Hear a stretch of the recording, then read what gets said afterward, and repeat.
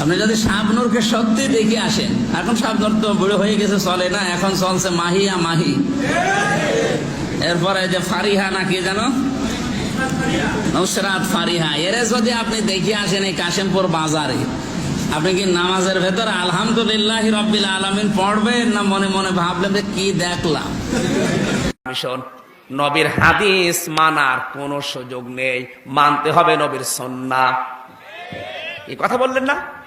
আহলুল হাদিসদেরকে গালিগালাজ করে, তারা এই মাহফিলের স্থানে বসে, এই সম্মানিত চেয়ারে বসে তারা এমন নিকৃষ্ট ব্যক্তির, এমন জঘন্য ব্যক্তির নাম নেয় যে নায়িকার চেহারা কেমন, নায়িকা কেমন সুন্দরী, এই চেহারাগুলি, এই নায়িকার বর্ণনা এই মাহফিলে, এই স্টেজে বসে তারা দেয়। কথা বলেন না কেন, দেয় কি দেয় না? আপনারা যারা ইউটিউব ফেসবুক ঘাটেন তারা দেখেন, মুফতি আমির হামজা সাহেব ইনি আমাদের আহলুল হাদিসের বিপক্ষে কথা বলে, আহলুল হাদিসদেরকে গালিগালাজ করে।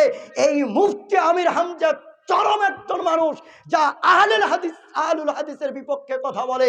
এই বেটা সে বলে সে নাকি নায়িকা, হিন্দি সিনেমার নায়িকার চেহারা কেমন, কতটা সৌন্দর্য, সে এইটা প্রকাশ করে, জাতিকে বলে আল্লাহর নাম নিয়ে সেই নায়িকার দিকে তাকাতে হবে।